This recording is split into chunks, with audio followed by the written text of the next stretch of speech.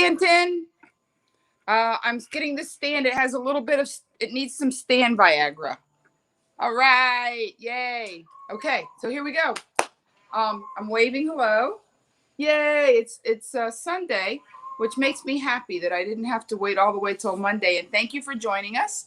And so here's the deal. You're wondering who's behind me. Well, I like to think most of you are behind me, but who's actually physically behind me is my new friend, Bob Bonins. Say hello, Bob.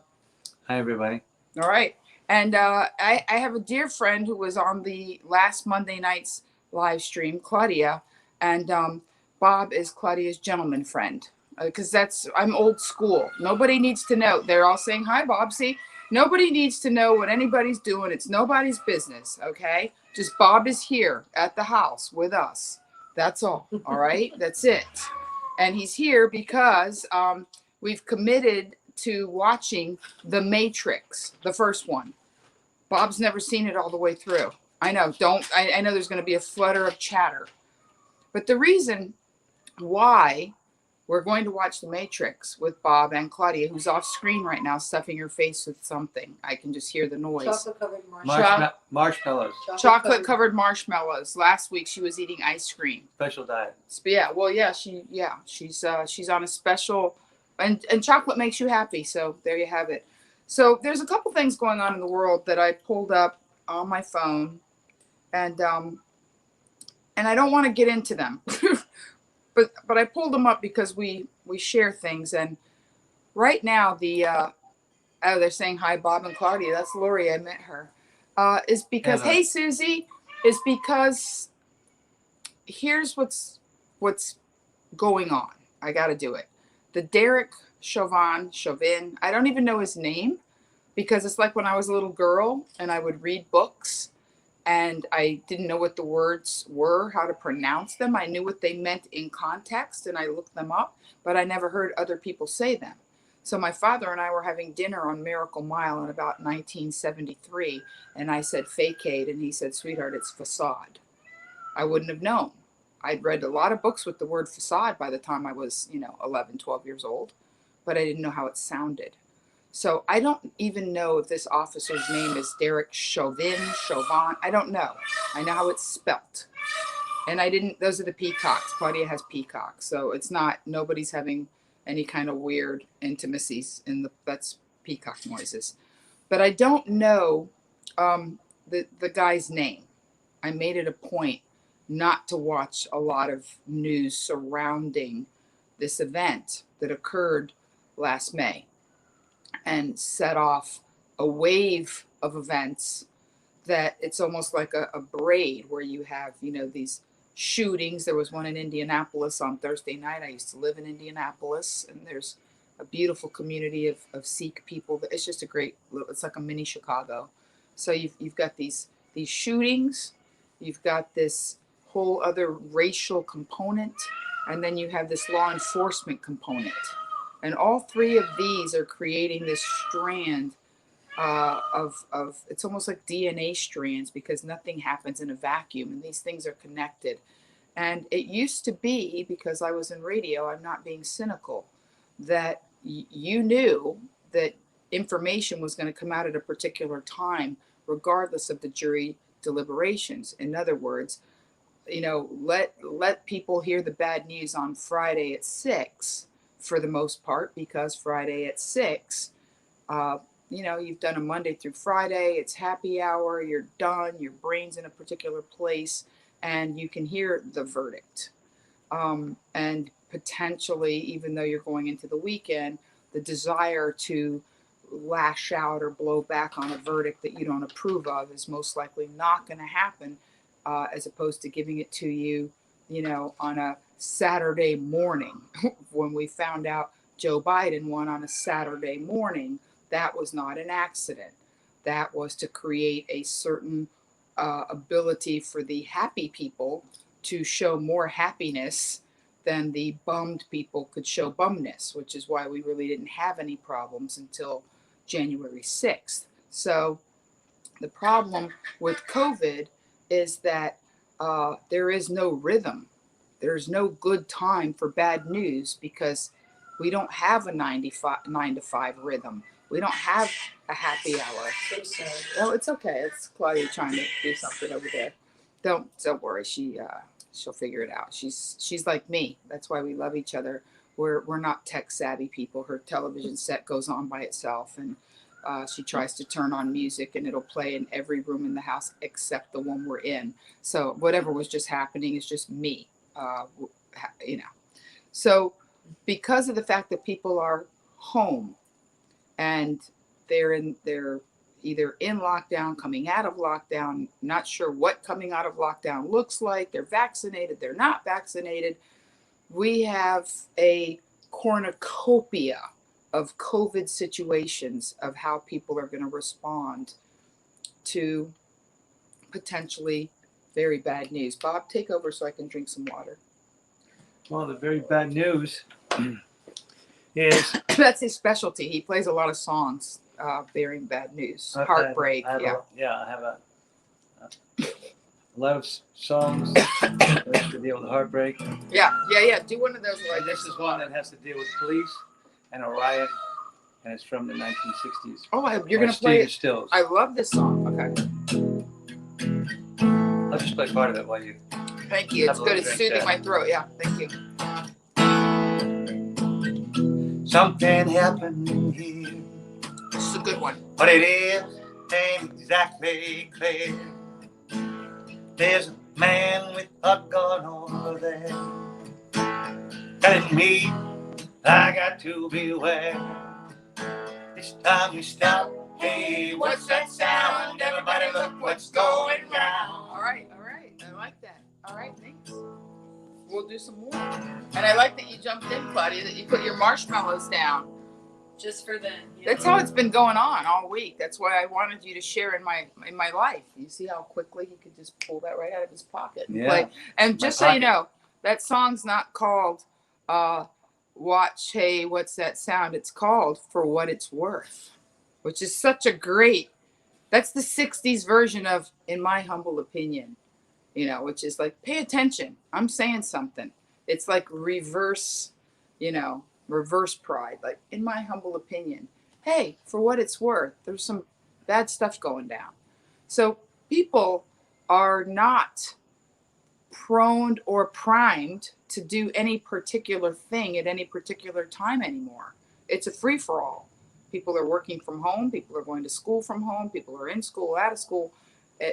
So the reason I'm saying this is because if they have not decided a verdict on this trial, it's not because they're withholding it until Monday, or this isn't like the I forget his name. I just know his first name's George. And you guys know I have a very good memory.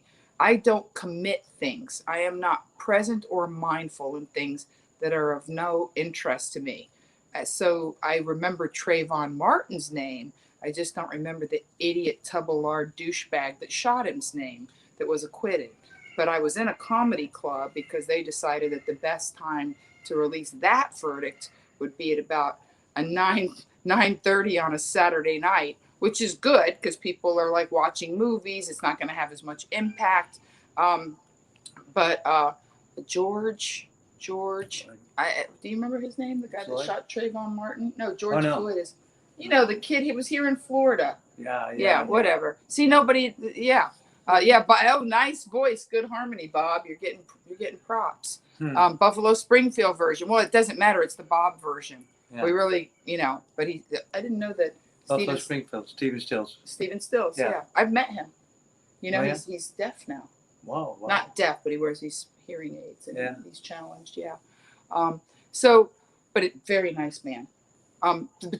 I digress. So the point is, I was on stage in a comedy club in Indianapolis with a very mixed audience when that verdict came down, and it wasn't good. Like, they were concerned that we were going to have a problem in the club, which we did not. And I'm grateful that my audience tends to be a very civilized group of people, and I'm grateful for that. But the fact that it is here a Sunday evening, and because the jury can come back at any time, that, because they're sequestered. It's not like they're going to come back. I mean, but we remember the Rodney King verdict. I live here in Miami. I remember a terrible thing that happened in 1981. I'm going to remember the name in a minute because I was just discussing it, but I have so many names in my head of these the Arthur McDuffie, the McDuffie riots. You can look them up. Happened in Miami in the spring of '81 when the policemen who beat Arthur McDuffie to death were acquitted. Like not even like manslaughter, plea bargained, nada. But that's not going to happen here. However, I don't think either side is going to be happy, no matter what the verdict. I believe the ship has sailed of charging him with murder one, or any. I mean, all I know is that something horribly unfortunate on every level and every way occurred that had so many different components. It's not a clean line. It's not this happened. There's so much that's open to interpretation that I do have a bit of a concern that whenever the verdict comes down, people will be upset.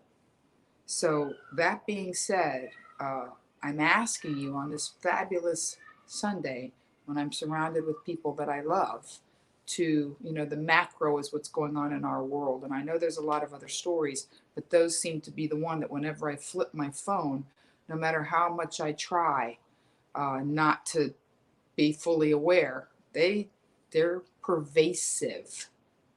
These things are pervasive. They're out there. They're happening. So for whatever it's worth, see how I did that? That's pretty good. That's yeah. pretty good. Tied it right in there. Yeah. Yeah. I would like you guys to just keep peace in your heart.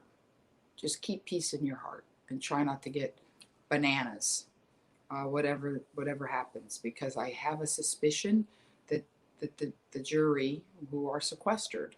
I remember the OJ trial. I remember the look on Dominic Dunn's face when they said, I mean, it's a challenge for us to believe that justice is not ever meted out in a courtroom. It really isn't.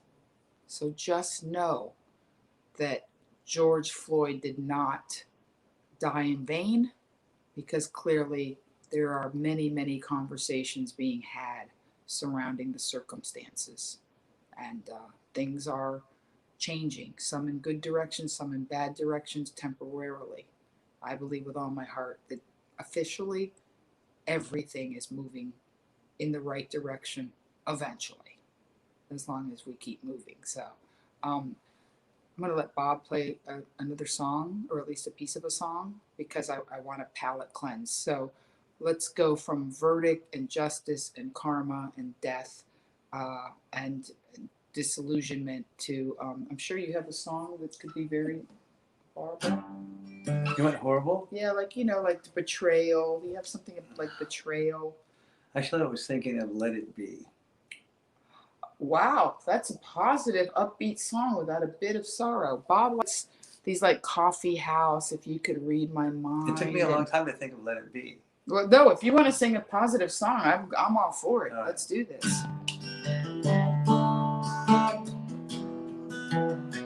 Before you get going, really going, it's spelled Bob, B-O-B. Is there a place you would like people to find you? Producer Stanton. He's really super talented. B-O-N-N-E-N, is that correct? Yes. I got it right. Bob Bonin. On Facebook, or Best Music Man online. Best Music Man online. bestmusicman.com. And I've been here for the better part of a week, and Bob's been hanging out because he's Claudia's gentleman friend. And I've, go ahead, do it, because I've so enjoyed it. You can't even imagine. Right. When I find myself in times of trouble, Mother Mary comes to me, speaking words of wisdom, let it be. See?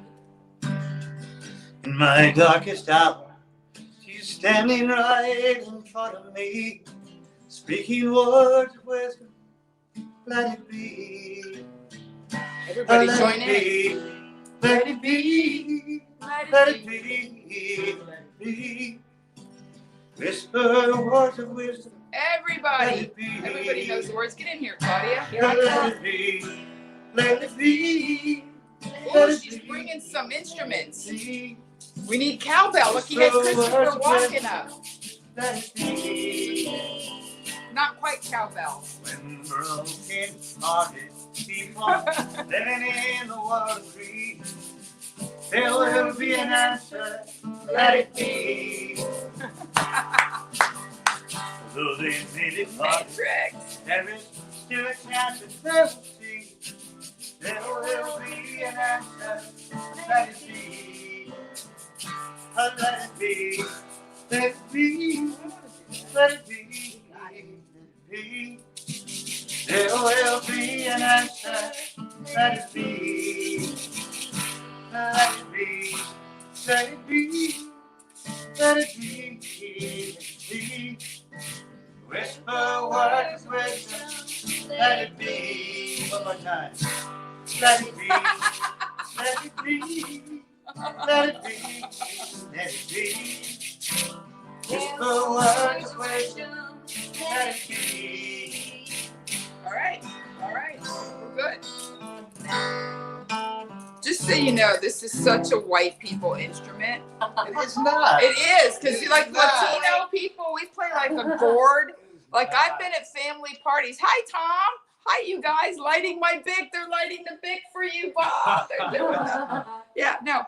Look, he's putting your website up. When I was a little girl, just so you know, we like Bob. They like you, Bob. The white people instruments are. No, it's a white people instrument. This thing was manufactured in a factory with a rubber handle. When I was a little girl, I literally had in my family's repertoire of instruments here in Miami, in Coconut Grove, Florida. They had this gourd, this dried out gourd that had scoring in it, and you would have like a wooden stick, and you would just go, you know.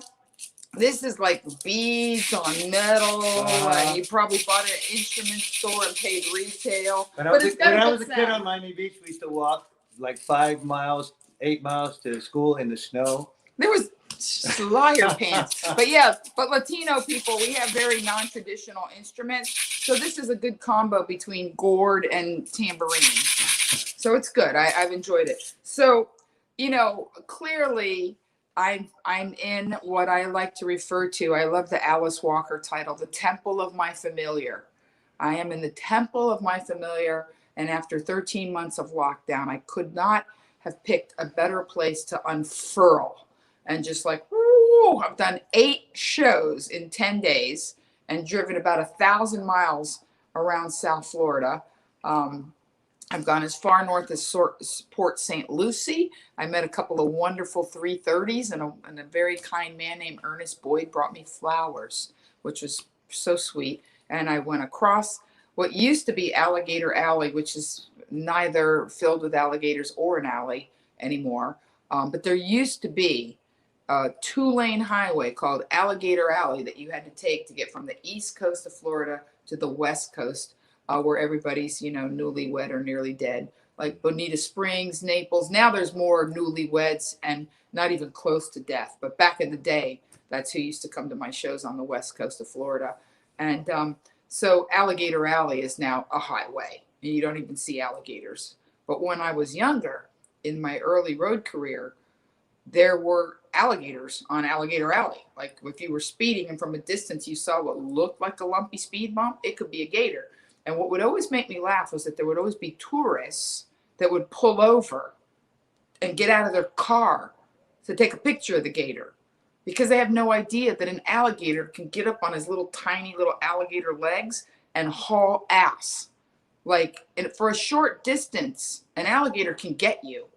So I would always, in my mind, be in this weird space of, it would be so funny if the alligator like snapped at them and scared them. And I didn't want them to get actually hurt, but that's not really how alligators work. They're not in the business of, you know, gotcha. They, you know, they don't have that much wherewithal. Like if the alligator opens his mouth, he's getting the tourist, and it's not going to be pretty. So I'm glad I never actually witnessed that, but I did see a lot of people that had no idea. Did you know how fast an alligator can run on their little legs? They say an alligator can run for a short distance faster than a person or even a horse. Even a horse? Even a horse. For like 40, 50 feet. They're very fast. It's like a big lizard. You ever see how fast a little lizard is? Oh, I never put the lizard connection together. Yeah, they're very fast. Yeah, and they'll chase down a dog and get it. But I've heard that if you serpentine, if you zigzag. I never worked out the strategy. Okay, so I've been in the temple of my familiar. I've performed in wonderful, wonderful venues that were well lit, and I had a green room, and one of them we had like all kinds of they had rolled up meats. One of them had rolled up meats, and then I've been in other places where the sign said opening soon, and it was like witness protection, secret honeycomb hideout comedy, and we still managed to get a pretty good group. So it's been an amazing week of incredibly varied experiences of me performing in front of humans that were not totally 6 feet apart and not always wearing masks. It was not exactly pre-COVID, but Florida is definitely not California. I'm not sure. I think the air conditioner's cold in this house. We both have dry throats. Yeah, Claudia is a mountain kind of skier girl that likes to keep the house at a temperature that makes my nipples, like you could cut glass with my nipples. So I have to wear these nippy pads so that Bob won't know that I'm freezing all the time. And I don't want Bob anything inappropriate, like, oh, whenever I show up, because it's not like that. I know the kids have all this weird stuff going on with the polyamorous and thruples, but not I. She's very polite. I am very polite, and especially in that sense, anyway. Yeah, and well, mostly, yeah. So I've never had anybody else on the show. I've had people pop in and say hello. I've never had accompaniment, and it adds to it. I want to tell you a couple of quick things that I pulled for you, but the main thing that I want you guys to think about this week is that this experience, this COVID experience, didn't start any way that we expected. It didn't unfurl any way that we expected. And it's not going to end any way that we expect. Right now, we're finding our way forward in this new normal that's a patchwork quilt. I feel like in a weird way, we're like the 13 colonies, and that you had, New Amsterdam. That's what it was called. You had all these different colonies with completely different agendas. You had some people that were all about tobacco, and some people that were all about, these other things. And they were, even though that were a very small, technically, if you look at a map of the original 13 colonies, it wasn't a big, huge piece of real estate. It's not as big, clearly nowhere near as large as the country we have now, including territories and Alaska and Hawaii. And even still, there were enormous differences in the way they approached these United States. And here we are, all these many years later, and COVID is very much like the colonies in that every part of this country is going to make different decisions.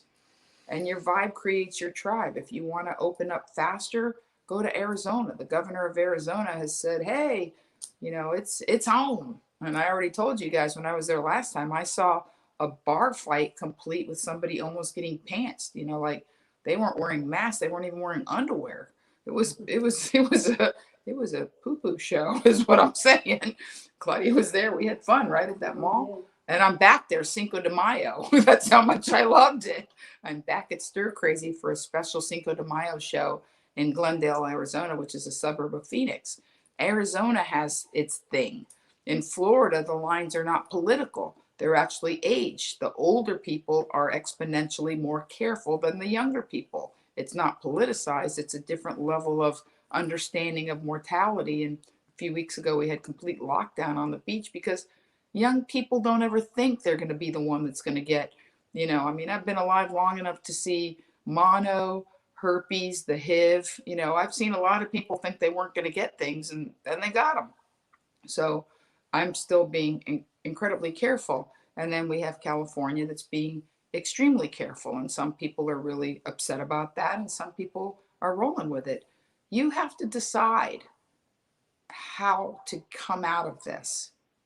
Relationships, Bob, everybody goes in a certain way thinking they're going to go out a certain way. And in a way, we have baby steps. Thank you, Susie. We have a 13-month relationship, 14 almost month relationship with COVID. It's been going on that long. My friend from Seattle says I've never looked happier, Bob. That's because I'm performing. I'm performing on a stage in front of an appreciative audience live. But the takeaway is that I'm not putting anything down. I'm bringing it with me. I'm not putting down the 3:30. I'm not putting down the live stream. If I start performing on Saturday nights more, then Sunday will be the night. Because I get to decide how my relationship with COVID is going to shift and eventually wind down and then end. And what I got out of this was not, the relationship with COVID per se, but the relationship with you, with my friends. I don't even like to say fans, with my friends, that I was forced to pivot, and that allowed me to see you in different ways, and it allowed you to see me in different ways. And that's not going to stop. I'm bringing stuff to the table. I suggested to Bob 25 minutes ago, you know what, Bob? Let's switch it up a little bit. We're into year 2 of the live stream, and we're going to keep going. And if you wanted to leave them with, oh, you know what? I'm going to ask Bob, because this isn't going to be a full length. Not because I'm being lazy, even though I am a little bit tired. And I already told you we we're going to watch The Matrix, but because a couple of things. Last week, I let you know that producer Stanton was traveling to Louisiana to be supportive of a family member. And I saw that you guys gave him a lot of love, and I want the love to continue, because producer Stanton is not producer Stanton. Producer Stanton is my friend, who's an incredibly talented man, who deems me worthy of his time for this last, year and several weeks that he's there. Because he knows that if I did this on my own, it would not have certainly the production value, there's a soul, there's an energy, there's an imprint that Stanton brings to the show that makes me better, even though he's behind the scenes. So we're going to free Stanton up soon to be able to focus on why he's not in LA with his wife and family, but in Louisiana with his family and people that need his love and attention. So that's why it's going to be a little bit short, because I wanted to get you guys all together and give you what we need, which is this communion of, this is what's going on in the world. Talk of our times. It's still talk of our times. And I would be remiss if I didn't talk about, what's kind of out there. And I would be really remiss if I spent a week hanging out with Bob and didn't show you the wonderfulness that is Bob Bonin on the guitar. So I realized that Bob's real skill set is bringing a certain joviality to songs that are really about hard things. And one of my favorites, which is one of my all-time favorite songs, and we'll discuss it another time, is If You Could Read My Mind, Love. All right. Could you do that one? Sure. It's a fantastic song about heartbreak and betrayal and someone just unable to get over it. Hopefully we'll never be in that position, and we'll always have each other. I'm here to help you get over things, and you're here to help me as well. So go ahead, Bob. He's really good.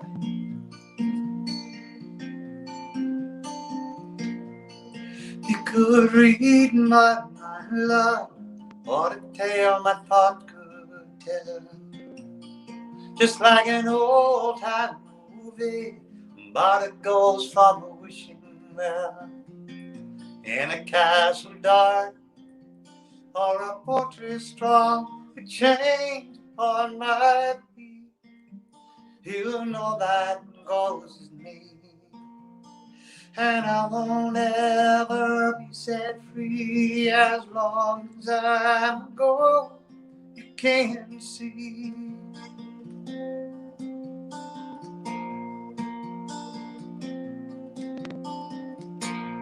If I could read your mind, love, what a tale your thoughts could tell. Just like a paperback novel, the kind the drugstore sells.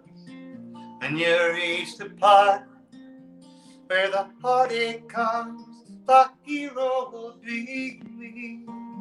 But heroes often fail, and you won't read that book again because the ending's just too hard to take.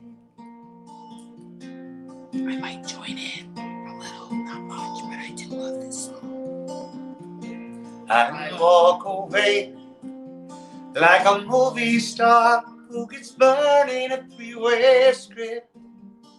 In turn number 2, a movie queen to play the scene of bringing all the good things out in me.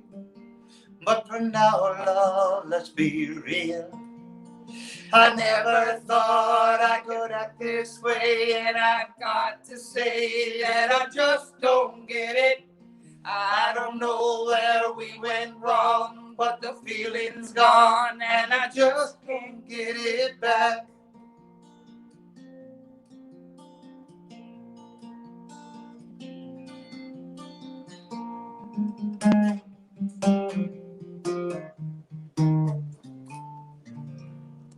How fun is that? I have like a company, and I love that part. So you guys have been amazing tonight. I can feel you. And I hope I brought something to your lives that'll strengthen you for a beautiful week. No matter what we hear, whatever the news cycle brings, however challenged you may feel, the arts will always save us. Whether it's a beautiful movie, an animated something, we're going to watch a wonderful movie tonight to bolster us. And please, please, please know that I'll be with you tomorrow at 3:30 if you're part of that group. Next Saturday night, I'm home in LA. It'll be business as usual. Just Saturday night, we'll do our whole show. And until whenever we're back together, love hard, forgive harder, and get as happy as you can, as fast as you can. Thank you. Good night. I wanna tell you that I'm feeling close.